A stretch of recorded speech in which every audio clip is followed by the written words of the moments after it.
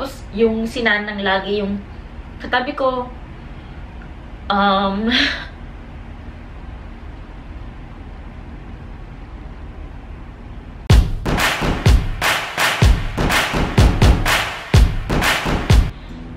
guys! What's up? Welcome back to my channel. This is Sheila Snow. And today, pag-uusapan natin ang... Paano ba? Nanginginig yung kamay ko eh. Kasi hindi ko alam. Shaky voice, shaky hands, goosebumps. Yeah, actually last year, umuwi ako sa Ilocos. Hindi ko dinala yung camera ko. Wala at all. Naalala niyo yung naglaon yun ako, whatever, diba? Nag-beach ako. Sobrang chubby ko pa nga nun eh. Nung nag-beach ako, yun. Umuwi din ako ng Ilocos nun. Pero, never ko siyang pinost sa social media. Kasi, wala lang. Kasi parang I don't know, kasi parang feeling ko nakaka-bad vibes siya. Nakaka-bad vibes siya nakaka-bad vibes siya para sa mga followers ko and para na rin sa akin. Tsaka lalong malulungkot yung family ko pag pinost ko pa, diba? Ayoko kasi yung feeling na get well soon, nanang. Nanang kasi guys yung tawag. Kasi Ilocano ako, ang province namin sa Ilocos, yung si mama, taga Ilocos. So, get well soon, nanang. Ayoko yung mga ganon kasi yung mga, alam mo yung mga tao na plastic lang na, uy, I pray, thoughts and prayers for your family, Sheila, kahit classmate mo siya ng grade 1. Alam mo yun, yung parang wala kang alam at all sa pamilya ko. Tapos, magsisend ng love yung mga tao dahil lang nalaman na nagkasakit ka, or nagkasakit yung miyembro ng pamilya mo, ganon. So, hindi ko na siya pinost last year, guys. Paulit-ulit akong pumunta sa Ilocos, I think. Hindi na paulit-ulit. Siguro mga thrice last year. 3 beses last year. Para pumunta dun sa hospital. And sobrang, alam niyo naman yung hospital sa Ilocos. Public hospital kasi, guys. Siyempre, actually, wala nga akong naibigay na gastos para dun sa lola ko. Since nasa ICU siya. Nung time na yon. Nung una, parang nasa, alam mo yun, ward. Nasa ward lang. Sabi ko parang ilipat na kasi parang hindi nakakayanin. So parang, alam naman natin, minsan pag hindi na talaga kaya ng buhay ng tao, di ba, wala na kailangan lang nating tanggapin. Pero in-offer ko, nirecommend ko sa doctor na hindi pa pwedeng i-ICU na lang to hanggat maaari. Kasi kumbaga hanggat kaya pa, kahit sa loob-loob ko hindi na kaya. Ayun, si nanang kasi may enlargement of the heart, ganyan. Wala naman siyang lung cancer. Kahit malakas siyang magtabako. Tinry ko nga once nung high school pa ako. Bleh! Pait! Parang mas gugustuhin ko pang mag-yosi na lang. Hindi, pero, I mean, ayoko mag-yosi, pero parang yung tabako, iba yung lasa. Anyway, yun. Tapos, may complication na rin sa kidney. Alam mo, hanggang ngayon, habang iniisip ko pa rin, guys, parang, ewan ko. Close kasi kami ni nanang. Close kami ng lola ko sa side ng mom ko. Kahit nung bata pa lang ako, hindi ko kasi nakita yung mga pictures Sobrang tinago ko yun. Kasi, pag nakikita ko parang, actually nandito lang siya sa mga drawers dati. Pero, tinago ko na siya. Kasi pag nakikita ko, alam mo, bata pa lang ako, ang botsyog-botsyog ko, 2 yung tinapay na hawak ko, diba? Tapos, yung sinanang lagi yung katabi ko.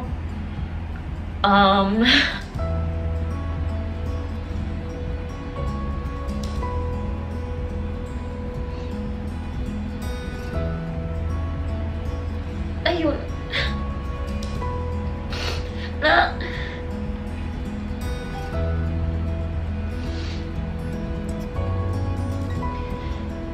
Naaalala ko lang, and yun,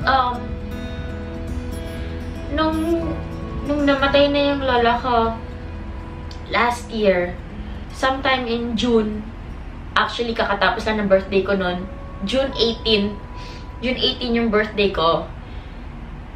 And then, parang after a few days, pumunta ako sa Ilocos para i-check yung kalagayan niya sa hospital.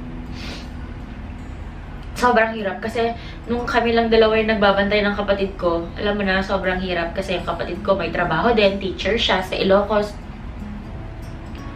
Ewan ko, hindi ko alam kung ano yung mahirap yung walang tubig sa public hospital, dun sa public restroom, o yung matulog ka sa upuan sa labas. Kasi very public talaga, guys. Isipin yung Ilocos sa Vegan Tohano Hospital. Matulog ka sa labas, sa upuan, sa folding bed. O yung hindi ka makatulog. Kasi, nakatitig ka lang dun sa ICU room. Ganun. Ngayon ko lang siya sinabi kasi alam niyo naman guys, nung kasagsagan last year, di ba, na kumalat yung mga porn videos ko. Actually, wala akong porn video, okay? I want to correct that. Kasi pag sinabi mong porn, like yung parang sexual content. Pero, sexual intercourse, wala po talaga. Galing po yun sa Sheila Snow Show website ko and na copyright infringement lang yun ng mga porn websites. So, yun. Yung kumalat, yan, ang dami kong bashers, nabully ako online, cyberbullying, may mga threats pa ako na ikakalat lalo ng ganitong site yung mga pictures ko kapag hindi ako pumayag for them for one night stand. Minsan, alam nyo guys, napapatulan ko lang. Pasensya na sa inyo kung sino man yung mga napapatulan ko last year ng bongga. Pero yung mga totoo, kapatol-patol naman talaga. Hindi, joke lang. Yung iba, binlock ko na lang kasi ang dami ng ang dami nang gumugulo sa isipan ko last year tapos sobrang lumala yung depression ko. Anxiety ako. Tapos ngayon, wala. Actually, minsan malungkot ako pag nasa bahay lang ako kaya gusto ko lumabas kasi pag nakikita ko yung mga pictures na sinasend sa akin ni mama na pictures ng lola ko, hindi ako sanay pag lola eh. Nanang talaga. Nang, kaya mo tikwan, di ba? Yung mga ganong Ilocano, ano ba? Ano ba sa Ilocano nang? Gusto mong magmerienda, yung ganon. Minsan may mga ganon talaga, no? Kunyari parang sa relationship, pag nag-break kayo, actually ako, kunyari, pag nag-break kami ng karelasyon ko, ang una ko naiisip yung mga yung good moments. Tapos hanggang sa nakakalimutan mo na yung mga good memories, ang tumatatak na lang sa utak mo yung mga bad memories, which is yun yung mas masakit. Kaya yun din yung nangyayari sa akin kay Nanang na yung mga naalala kong good memories, medyo parang nabubura na siya sa isipan ko. Ang naaalala ko na lang yung mukha niya na nakaratay siya sa bed, kahit dun sa bahay, parang nanghihina na talaga siya. Tapos, sinanang, pag ako yung darating from Manila, kilala niya na kagad ako. Boses pa lang, sasabihin ko lang na, Nang, nandito na ako. Tapos sasabihin niya, sino? Apay ni May Datoy? In Tagalog, sino to? Si May ba to? Yung ganun. May kasi Sheila May po ako. Pero yung mga tao sa bahay na nakakasama niya talaga sa Ilocos, hindi niya namumukhaan, hindi niya nakikilala. Pero ako. Tapos, yun, may time na minsan nagsisisi ako sa sarili ko kasi bakit hindi ako masyadong matagal nagstay noong mga panahon na feeling ko inahanap talaga ako ni Nanang. Diba?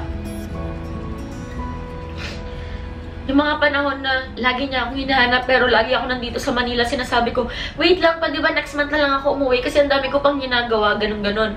Pero yung totoo guys, kahit minsan wala akong ginagawa, palusot ko lang yun kasi tinatamad ako umuwi ng Ilocos, okay? Kasi nagbabas pa ako papuntang Ilocos, mga 8 hours, yung parang ayoko lang. Tinatamad ako, ang init-init, ang ganyan-ganyan, ang dami kong reklamo. Yun yung regrets ko na sana, alam mo yun, sana may time pa. Kahit man lang sana nakapagpaalam ako ng maayos.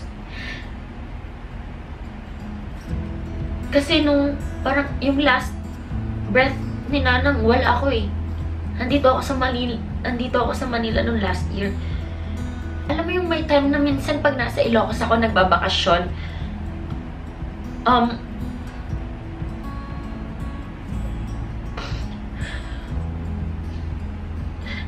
kapag hapon, minsan sobrang tahimik sa bahay, tapos nandun yung lola ko. Tahimik lang kami siya, nagtatabako, ganyan. Tabako talaga. Ganito ba tabako? Iba yata yun. Siya nagtatabako, ako upo lang sa tabi niya, masahawakan niya ako. May, ikaw ba to? Ganyan. Okay. Tapos papaypayan ko lang siya, tahimik lang. Kahit 1 oras, 2 oras. Tingin lang kami ng mga dumadaan na tao sa harap ng bahay, ganun lang. And yun yung masasabi ko sa inyo na genuine happiness. Okay? Na kahit wala kang sinasabing words, kahit magkatabi lang kayo, kahit hindi kayo magkadikit skin to skin, alam mo na nandun yung love ninyo para sa isa't isa.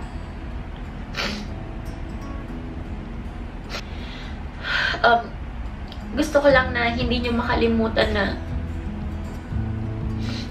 yung importanteng sasabihin ko sa inyo na Happy April Fool's Day!